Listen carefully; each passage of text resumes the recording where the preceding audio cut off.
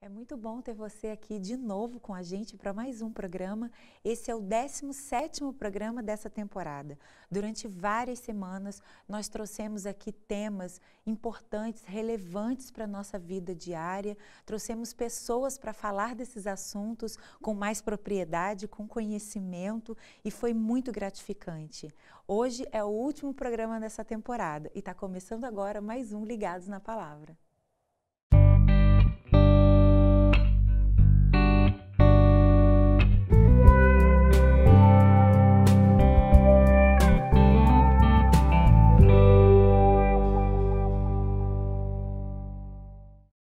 Nosso tema de hoje é sobre um personagem muito conhecido de vocês. Nós vamos falar sobre o homem Jesus Cristo. E para falar desse tema, falar dessa pessoa incrível, nós trouxemos o pastor Paulo Bravo, pastor titular, pastor geral da Igreja Adventista do Sétimo Dia Central de Curitiba. Pastor, seja muito bem-vindo. Prazer estar aqui com você, Lu, prazer estar com cada um de vocês aqui. É sempre uma alegria poder vir aqui, ainda mais para falar num tema tão gostoso quanto esse. Pastor, antes de começar, então nós vamos fazer uma oração. Se você se sentir à vontade, ore conosco. Pastor, você ora? Então vamos orar. Senhor, nós queremos te conhecer melhor. Isso vem através da história, mas especialmente através da tua palavra. E por isso nós pedimos a bênção e a unção do teu Espírito Santo. Amém. Para que o Senhor nos guie, nos dirija, o Senhor fale diretamente ao nosso coração. E o Senhor alcance o coração de cada um dos nossos amigos que nos acompanham. Eu te peço em nome de Jesus. Amém, Senhor. Amém. Pastor, antes de falar de Jesus especificamente, fala um pouquinho sobre o contexto em que ele viveu, o contexto político, social. Favoreceu o ministério dele? Bom, Lu, a expressão que a Bíblia usa é a plenitude do tempo. Cristo veio na plenitude do tempo. E essa é uma visão muito confortável para a gente. Porque nós temos muita vontade de antecipar ou de retardar os planos de Deus. Na verdade, a nossa visão é muito limitada. Então, eu sempre vou olhar para os planos de Deus pautado e baseado na minha vida, na minha visão, na minha vontade, nas minhas necessidades. Falando sobre a volta de Cristo, uma vez a gente fez uma pesquisa com mais de 20 mil jovens e a pergunta era: quando é que você acha que Cristo deve voltar ao mundo? E a maioria dos jovens respondeu assim: quando eu estiver preparado. Então, a gente não tem muito essa visão assim de que eu vou estar preparado a qualquer momento. Mas ou a gente quer antecipar, ou então a gente quer atrasar. Quando você não está conseguindo fazer aquilo que quer, você quer que espere um pouquinho, ou quando você perde um ente querido, ou quando você passa por uma situação de dor. Ah, pastor, Jesus precisa voltar logo. Essa é a expressão que eu ouço. Então, assim, os judeus viviam muito essa visão que... A expectativa que nós temos hoje da volta de Cristo, os judeus tinham da vinda do Messias. E cada criança, cada menino que nascia em Israel, eles olhavam com expectativa se aquele não era o Messias. Na verdade, assim, não é no meu tempo, é no tempo de Deus. Por isso a Bíblia usa a expressão da plenitude do tempo. Cristo veio na plenitude do tempo, quando havia maturidade espiritual, mas também havia uma maturidade política. Porque os governos que antecederam o governo romano, porque foram 4 governos mundiais. A história começou com Babilônia, na época de Daniel, na época de Jeremias, de Isaías. Esses foram os profetas pré-cativeiro e pós-cativeiro ali, né? Então, assim, depois de Babilônia foi um império que não durou muito tempo. Durou ali, basicamente, 2 ou 3 gerações, de Nabucodonosor até o neto dele. Depois veio a Medopérsia. A Medopérsia também não passou por muitas dinastias ali, mais umas 2 ou 3 gerações de reis ali. E aí veio vieram os gregos, a Grécia, que também foi curto, foi um império curto. E finalmente solidificou o Império Romano. O Império Romano foi o que mais durou. O Império Romano durou séculos e séculos. Então, assim, ele durou mais ou menos uns 250, quase 300 anos antes do nascimento de Cristo, e depois mais do que isso para frente ali. Então, assim, essa estabilidade do Império Romano, ela foi muito positiva. Até o jeito duro de Roma governar também foi muito bom. Se você pegar um mapa mundial, você vai ter o Mar Mediterrâneo e o que tem de território ao redor do Mar Mediterrâneo. Então você tem ali o sul da Europa, você tem o oeste da Ásia ali, o que hoje a gente chama de Oriente Médio, né? E você tem o norte da África. Essa era a região que tinha população. Essa era a região conhecida da época, habitada. E Roma governou por tudo isso daqui. Então, assim, em termos históricos, a gente chama isso de Pax Romana. Essa Pax Romana é que preparou o período e deu condições para a vinda de Cristo e para a pregação do Evangelho depois. Por quê? Porque foi um governo mundial, então todas as nações conhecidas da Terra se reportavam a um único governo. Havia paz, diferente do que em outros momentos, você não via grupos se rebelando contra Roma, então eles tinham paz. As tropas romanas, elas se locomoviam com muita facilidade, eles tinham exércitos e tropas, o exército romano tinha tropas espalhadas por toda essa região, e para que essas tropas se deslocassem, eles tinham sistema de transporte marítimo muito eficiente, então você tinha barcos, navios cruzando o Mar Mediterrâneo de um lado para o outro, para todos os lugares, bons barcos, boas embarcações, barcos grandes, com boa frequência, e você tinha também boas estradas para que o exército pudesse se deslocar. Então tudo isso favorecia e facilitava as viagens. Depois, o governo romano foi o único que conseguiu impor um idioma mundial, que foi o latim. Não foi nem assim, o que eles falavam era latim, mas em todos os países dominados por Roma se falava latim. O que facilita a expansão. Tudo isso facilitava a expansão. Então, assim, isso facilitou a vinda de Cristo, isso facilitou o ministério de Jesus, mas especialmente depois da morte, ressurreição, da ascensão de Cristo, quando os apóstolos e os discípulos tiveram a ordem para ir e pregar o Evangelho, tudo estava pronto para que eles fossem, por isso a igreja explodiu em crescimento ali, houve um crescimento espantoso. Ou seja, Cristo veio historicamente no momento certo. É o que a Bíblia chama da plenitude do tempo. Pastor, Jesus foi uma figura muito emblemática. Foi. Os métodos que ele utilizou para a época, né? Era incomum. Eu adoro estudar sobre a vida de Jesus. Era muito incomum. Se a gente for pensar, né? As pessoas com as quais Cristo mais interagiu, com quem ele andou de fato, né? Eram aqueles que os líderes judeus da época não queriam contato. Sim, eram os excluídos da sociedade. Exatamente, né? Então ele interagia com grupos que não eram bem vistos, que não eram queridos. Trazendo isso para os nossos dias, eu fico pensando Jesus hoje em dia na nossa sociedade, né? Se ele circulasse nos dias de hoje, né?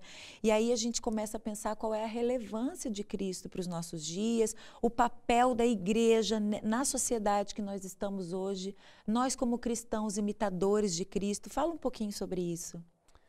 Na verdade, assim, toda vez que eu olho para a ação divina sobre a história da humanidade, eu vejo Deus quebrando todo o contexto social que nós elaboramos. Nós somos muito presos às nossas tradições e à nossa estrutura social. Deus não tem preocupação nenhuma com esse tipo de coisa. a gente pode passear por toda a Bíblia e você vai olhar isso com muita frequência. Então, se você pegar, por exemplo, Moisés, pega a figura de Moisés. Quando Deus enviou Moisés para falar com o faraó, havia 40 anos que Moisés morava no deserto, cuidando de ovelhas. Ele era pastor de ovelha, ele passava o dia inteiro com ovelha. Ele não falava com pessoas. Ele cheirava como quem trabalha no campo, aquele cheiro forte, cheiro de ovelha, cheiro de pastor de ovelha. A linguagem dele, o vocabulário dele era rude, era simples. Então você imagina aquela figura de um homem rude, simples, vestido de maneira com vestes simples, usando um linguajar tão simples, entrando no palácio do faraó e dando ordem para o faraó. Deus mandou você deixar meu povo embora. O contraste das duas figuras era absurdo. A gente acha hoje que Deus, para se manifestar, precisa de grandes coisas. Ele nunca precisou disso daqui. Davi, quando ele chamou Davi para ser rei, o pai nem trouxe Davi.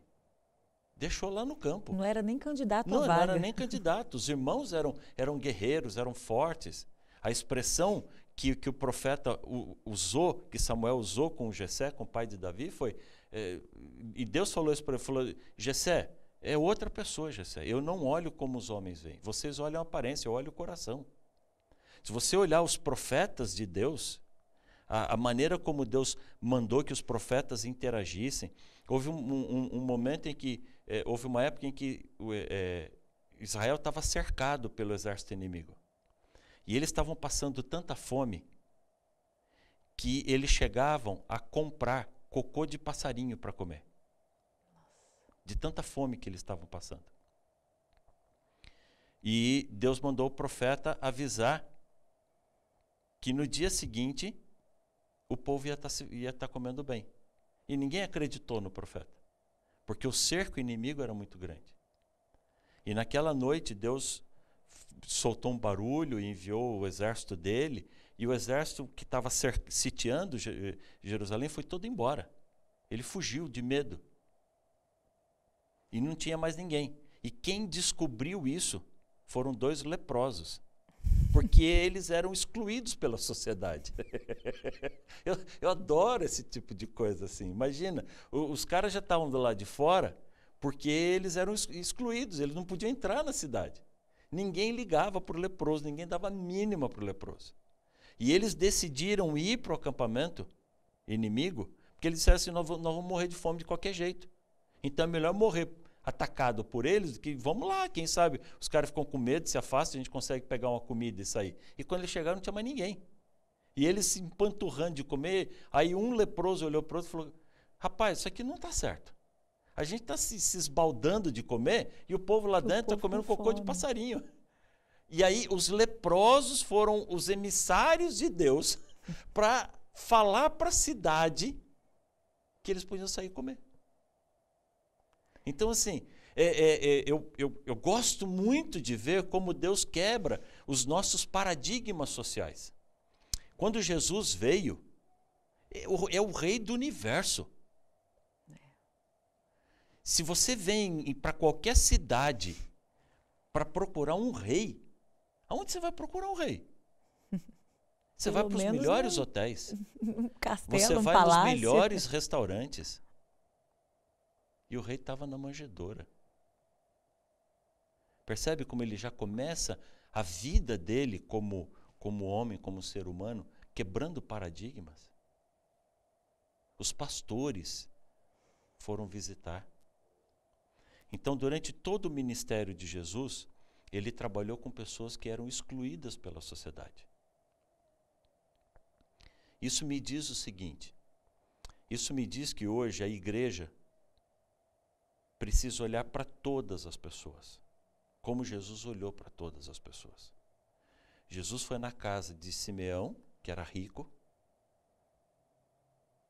mas ele aceitou ter os pés lavados por uma mulher pecadora, que era pobre, mulher e pecadora. Então, assim, a Bíblia a vida de Cristo me ensina que existe oportunidade de salvação e resgate para todo mundo.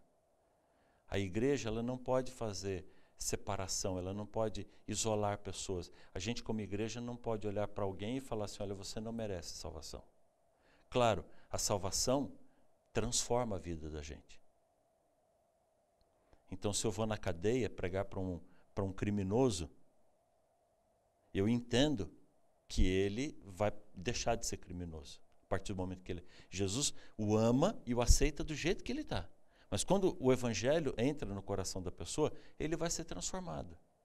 Assim, nós não temos o direito de proibir ninguém, de negar salvação, a mensagem do evangelho. Como igreja, nós precisamos alcançar a todas as pessoas, independente se as pessoas são bem aceitas ou são rejeitadas pela sociedade. A igreja precisa cumprir o papel dela, de seguir o exemplo de Jesus. Pastor, pensando um pouquinho no contexto que o Brasil está vivendo, o Brasil está vivendo um contexto assim, onde mais do que nunca a gente percebe pessoas usando a sua influência para se livrar de acusações, para se livrar de coisas que fizeram de errado, né? Isso é um jogo político que a gente já conhece tanto no nosso país, mas que agora parece que isso está tão aflorado, está vindo tão à tona, e a gente vê um contraste tão grande com relação ao comportamento de Cristo, né? Cristo, mesmo sendo Deus, ele se sujeitou a julgamentos inclusive injustos, né? Ele se sujeita, ele não faz uso, ele não se prevalece da situação dele de Deus para se proteger de perseguições e tentar se blindar de alguma forma, né? Por que ele fez isso? Veja, Lu, é muito fácil criticar os políticos. Mas, no fundo, eles, em geral, refletem a realidade da sociedade. Então, a gente critica quem está lá no poder, mas eles foram eleitos por voto. Então, isso me indica que nós somos coerentes com essas coisas. Porque quando eu olho o erro que ele está cometendo, eu condeno, eu critico, eu falo, olha, você está errado, você não pode fazer isso. Mas quando eu olho para a minha vida, quando eu olho para as pessoas ao meu redor, quando eu olho para mim mesmo, não é muito diferente. Você vê um policial fardado numa banca comprando disco pirata, programa pirata, as pessoas não veem problema de usar, de baixar coisa irregular da internet. Se eu acho caro, eu tenho direito de não comprar, de não usar, mas eu não tenho direito de fraudar, não tenho direito de furtar. Então, assim, no fundo, todos nós vivemos essa lei que o político leva a um extremo, ao máximo poder de conjugação dela, que é a lei de Gerson, né? É levar vantagem em tudo. Então, assim, todo mundo quer levar vantagem. E isso é um problema, porque mesmo na vida religiosa, quando eu percebo que eu não vou levar vantagem, eu começo a dar um jeitinho na minha vida religiosa. Cristo se sujeitou à autoridade. Cristo se submeteu a ela. Se hoje a gente entende que o governo é corrupto, nos dias de Jesus a corrupção era infinitamente maior. E ele foi questionado pelos seus discípulos sobre isso. E qual foi a resposta que ele deu? Dai a César. Dai a César o que é de César. E dai a Deus o que é de Deus. Acabou. Então, assim, ele não foi além disso daqui. A orientação é clara. Ele se submeteu. Ele foi julgar. Entenda-se, olha, quem é Jesus? Eu tenho duas visões de Jesus que podem ser muito erradas. Uma visão de Cristo é deixar Deus lá no céu, incompatível com a minha vida. Colocar Deus num pedestal muito alto. Mas a outra visão que também é errada é eu não conseguir extrapolar a humanidade de Cristo. É olhar sempre para esse Jesus paz e amor, esse camarada legal, bacana, meio hippie assim, barbudão, que andava pelas ruas lá, pregando paz e amor. Só falta ter assim umas franjas na blusa, um medalhão no peito, né? Está tudo errado. Se eu olho para Apocalipse capítulo 5, eu tenho uma descrição muito clara de Jesus, quando ele entrou lá, todas as características de Jesus plenamente Deus divino, mas também as características de Jesus plenamente humano. João capítulo 1, ele deixa muito claro que Jesus é Deus. A expressão pai e filho é uma expressão que foi adotada por dois membros da Trindade, mas para nos ensinar como nós nos relacionamos com Deus. Mas não é filho carnal, não é filho criado. Ele é Deus pleno. E Colossenses capítulo 2, verso 9, diz que nele, em Cristo, habita corporalmente toda a plenitude da divindade. Ou seja, Jesus é Deus. E ele decidiu não usar sua divindade. É como eu chegar na rua e passar em frente uma lanchonete e ver ali um suco que eu tenho muita vontade de tomar. Mas aí eu estou sem a carteira e não posso tomar o suco. Ou eu percebo que eu estou com a carteira, mas por alguma razão eu decido não usar. Eu estou com a carteira, eu tenho dinheiro dentro dela, eu tenho vontade de tomar o suco, mas eu decido não tomar, não usar a carteira. Jesus tinha dentro dele toda a sua divindade e decidiu não usar. Tudo o que Cristo fez, todas as curas, todos os milagres, todas as conversas, toda a salvação que ele fez pelo poder do Espírito Santo. Por isso ele disse aos discípulos, o que eu faço, vocês podem fazer coisas maiores ainda. Então ele se sujeitou, ele se submeteu à sua humanidade e se encheu de humildade para isso. Ele fez isso pela sua humildade, mas ele fez também para provar que, da maneira como ele se submeteu, nós também devemos nos submeter a isso. Pastor, independente de ser cristão ou não, Jesus Cristo ele é uma figura histórica reconhecida, né? Por sociólogos, por filósofos, mesmo ateus, eles reconhecem a influência desse sujeito histórico. Talvez tenha sido, né, o homem mais influente aí da história da humanidade. Não, com certeza ele foi o mais influente, né?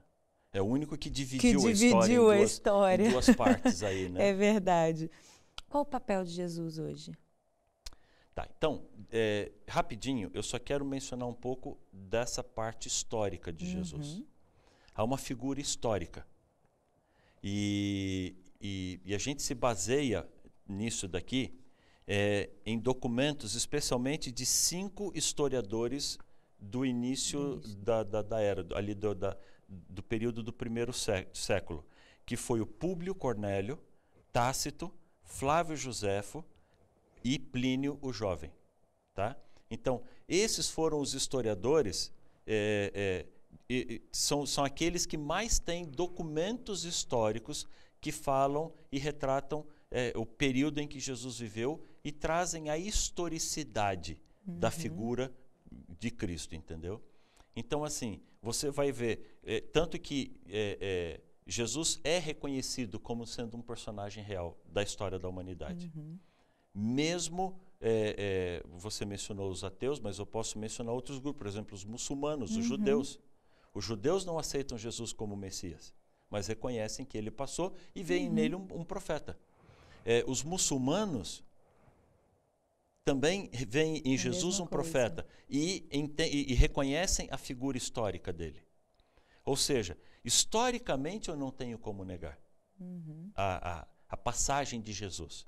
Só que quando eu comparo aquilo que eu vi na história e acrescento a ele as informações que eu tenho na Bíblia, eu não tenho como negar o papel religioso de Jesus na vida da gente. A transformação que ele provocou no mundo Não tem como um personagem simples da história fazer tudo isso. Então, por mais que eu não aceite a figura salvadora de Jesus, mas quando eu paro para entender tudo que ele fez, tudo que aconteceu, tudo que a história relata sobre ele, eu vou me render ao amor dele. E eu conheço várias pessoas, sociólogos, psicólogos, psiquiatra. Um dos psiquiatras mais famosos do Brasil hoje, Dr. Augusto Cury, ele menciona isso daqui. Ele era completamente ateu, completamente descrente da Bíblia. E ele não conseguia entender por que os pacientes dele, mesmo ele apresentando argumentos, por que ele não conseguia convencer os pacientes dele. Então ele decidiu estudar a Bíblia para buscar argumentos. E ao ler sobre Jesus, e ao ver a história, e ao ver o relato da Bíblia, ele se apaixonou perdidamente por Jesus. Perdidamente por Jesus. Então, assim, é impossível olhar para Cristo, tanto do ponto de vista histórico quanto bíblico, e não se apaixonar por ele. Em Mateus 16, 24, esse Jesus incrível, que é impossível a gente não se apaixonar por ele, fala: se alguém quer vir após mim, negue-se a si mesmo, tome sua cruz e siga-me. Isso é válido ainda? Sim. Esse convite maravilhoso que Jesus faz é para todos? Sim, como é certeza. Que é esse convite? E não é só esse, ele diz assim: eis que estou à porta e bato. Se alguém abrir a porta, eu entrarei, cearei com ele, ele comigo. Então, assim, por toda a Bíblia, eu vejo um Deus desesperado atrás dos seus filhos. Isso é que eu vejo desde o Gênesis até o Apocalipse. Infelizmente, algumas pessoas veem a divisão de Antigo e Novo Testamento como sendo dois pedaços, um válido e o outro sem valor. Isso não é real. Isso não é real. É como eu dividi a Terra em hemisfério norte e hemisfério sul, é um planeta só. Então eu posso fazer uma divisão didática aqui dos livros da Bíblia para entender quais livros foram escritos antes de Cristo, quais livros foram escritos depois de Cristo, mas a pessoa da Trindade que se relaciona com a humanidade é a mesma da qual nós estamos falando. João capítulo 1 diz que ele era o Verbo. Todas as coisas foram feitas por ele, e sem ele nada do que foi feito teria sido feito. Então lá no Gênesis 1, quem disse haja luz? Quem disse haja firmamento? Quem ajoelhou no pó da terra e disse façamos o homem conforme a nossa imagem e semelhança, é a pessoa que nós conhecemos hoje como a pessoa de Cristo. As teofanias, as manifestações divinas do Antigo Testamento, praticamente todas elas têm a ver com a pessoa de Miguel, a pessoa de Cristo. Então, assim, é o mesmo Deus. E desde o Éden, eu vejo o homem fugindo e Deus correndo atrás do homem. Adão, cadê você? Onde você está? Eu vejo a humanidade se afastando e Deus correndo atrás. Abraão, sai da tua parentela, sai daqui da tua terra e vai pelo mundo. Para onde, Senhor? Eu vou te mostrar, vai andando. E por onde Abraão passava, ele ia construindo altares e testemunhando do amor de Deus. Deus buscando os seus filhos desesperadamente. Então, quando eu olho para Cristo, eu vejo mais uma atitude extrema, mais uma atitude radical de um Deus desesperado, dizendo: filho, cadê você? Eu estou aqui, eu estou pronto para te abraçar, eu estou pronto para mudar a sua vida, eu estou pronto para reconstruir tudo que você perdeu. E quando a gente vai para Lucas capítulo 15, na seção dos perdidos e achados da Bíblia, né? Que ali você tem a ovelha perdida, a ovelha encontrada, a moeda perdida, a moeda encontrada, o filho perdido, o filho encontrado. E você vê nitidamente esse pai, esse Deus de amor dizendo: filho, você está perdido, mas eu estou buscando você e eu não tenho sossego. Eu não vou parar enquanto eu não trouxer você de volta para casa. Isso é fenomenal. É muito amor. É muito amor. É amor demais. E quando ele diz, toma a sua cruz, ele não está falando de sofrimento. Ele está falando de renúncia. Porque quando Cristo subiu naquela cruz, ele renunciou a tudo que ele era. Ele entregou tudo por amor aos seus filhos. Por isso que ele olha para mim e para você e diz assim, dá-me, filho meu, o teu coração. É entregar tudo. Isso é tomar a cruz. É entregar tudo. É pegar minha vida, pegar o meu coração. O coração é o símbolo da vida. Por isso é a entrega mais profunda. Pode ter morte cerebral, mas se o coração continua batendo, os médicos perguntam para a família, e aí, o que a gente faz? Porque ainda tem vida pulsando ali dentro. Verdade. Então, quando eu entrego o coração, eu estou dizendo, Senhor, tudo que eu tenho, tudo que eu sou, eu estou colocando nas tuas mãos. Isso é tomar a cruz. É essa renúncia do próprio eu. E essa entrega completa nas mãos do único que de fato pode salvar. Não há outro nome, diz a Bíblia. Ele é o único que pode nos salvar. Amém. Pastor, a gente podia ficar horas aqui só falando de Jesus. Eu sou apaixonado por esse tema. Aliás, eu sou apaixonado por Jesus, né? A gente podia ficar muito tempo aqui falando sobre ele. Muito obrigada por ter vindo. É um prazer. Compartilhado com a gente com tanto carinho. Amém. A respeito desse Jesus maravilhoso. Amém. Nós estivemos aqui com o pastor Paulo Bravo, pastor da Igreja Central de Curitiba, Igreja Adventista do Sétimo Dia. Muito obrigada, pastor, mais uma vez. Prazer, um privilégio estar com você, Lu. E um prazer estar com cada um de vocês aqui. É muito bom poder chegar a você. É muito bom, especialmente, poder compartilhar desse amor de Deus e a graça salvadora do nosso Senhor. Amém. Você que esteve conosco, muito obrigada pela audiência. Foram 17 programas essa temporada e que você continue. Você pode acessar os vídeos através das nossas redes sociais. Você pode se inscrever no nosso canal do YouTube. A nossa igreja está aberta para vocês. Nós estamos na Carlos de Carvalho 400, Igreja Adventista Central de Curitiba. Se você não tem como estar de forma presente aqui, você pode acompanhar também os cultos.